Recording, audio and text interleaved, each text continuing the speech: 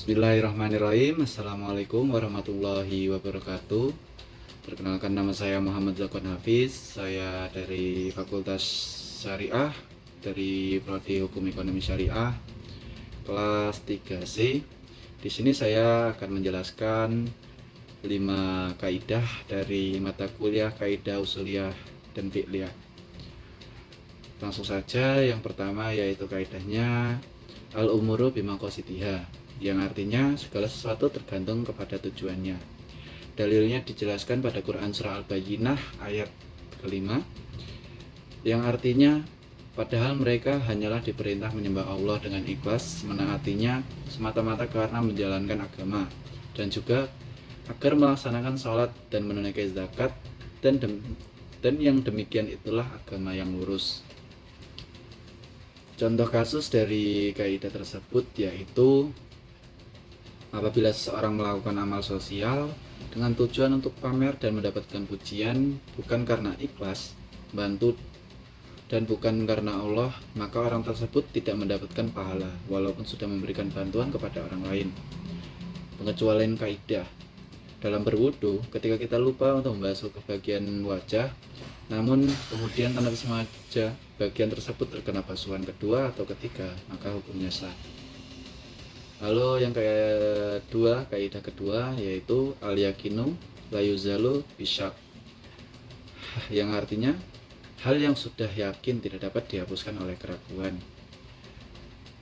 Dalil yang menjelaskan mengenai kaidah tersebut yaitu dari sebuah hadis yang diriwayatkan oleh Muslim, yang artinya apabila seorang di antara kalian merasakan sesuatu di dalam perutnya, kemudian dia ragu apakah telah keluar sesuatu dari perutnya atau tidak, maka janganlah dia keluar dari masjid, membatalkan sholatnya sampai dia mendengar sesuatu atau mencium bau.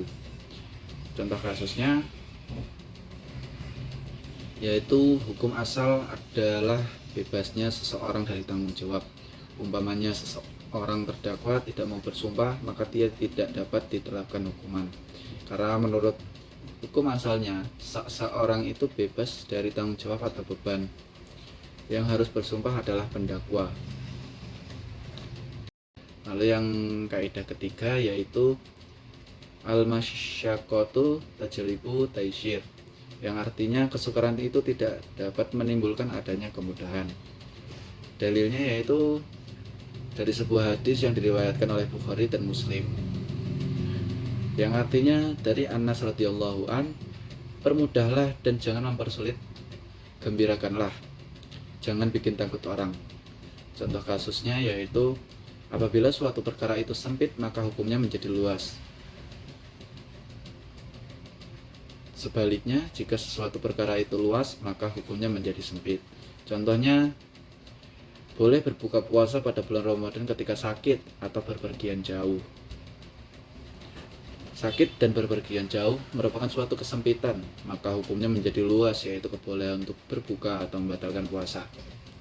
Pengecualian kaidah: kesulitan-kesulitan yang diklarifikasikan kepada masyaqqah yang ringan. Kesulitan-kesulitan yang muncul dan merupakan satu resiko perbuatan seperti lapar ketika puasa, kesulitan semacam ini tidak akan menimbulkan keringanan kecuali bila kelaparan tadi menyebabkan kematian atau membahayakan jiwanya.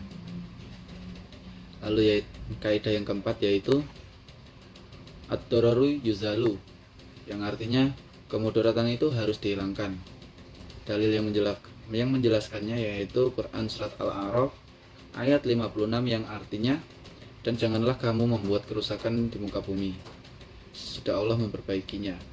Contoh kasusnya yaitu jika seseorang membeli barang dari seseorang penjual, lalu setelah akad jual beli ia melihat adanya aib atau cacat di barang dagangan tersebut, maka boleh hukumnya bagi si pembeli untuk membatalkan akad tersebut guna menghilangkan mudarat yang ia terima.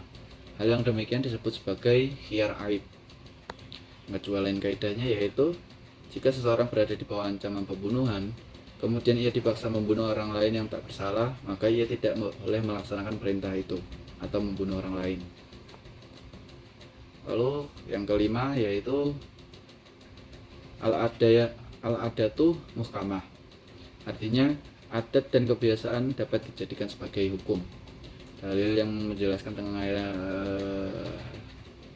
menjelaskan tentang kaidah tersebut ada pada Quran surat Al-A'raf ayat 199 yang artinya, jadilah pemaaf dan suruhlah orang mengerjakan yang ma'ruf, serta jangan pedulikan orang-orang yang bodoh.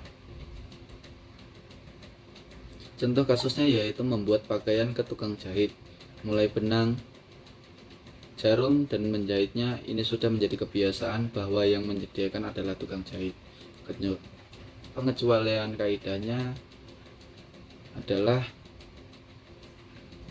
berlangsung konstan atau mutorid dan berlakunya mayoritas seperti penyerahan mahar dalam perkawinan dalam bentuk kontan atau cicilan dianggap konstan apabila kenyataan tersebut berlangsung dalam setiap peristiwa perkawinan di seluruh negeri.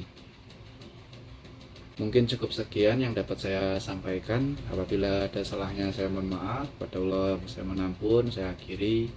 Wallahul muwaffiq ila aqwamit thoriq. Wassalamualaikum warahmatullahi wabarakatuh.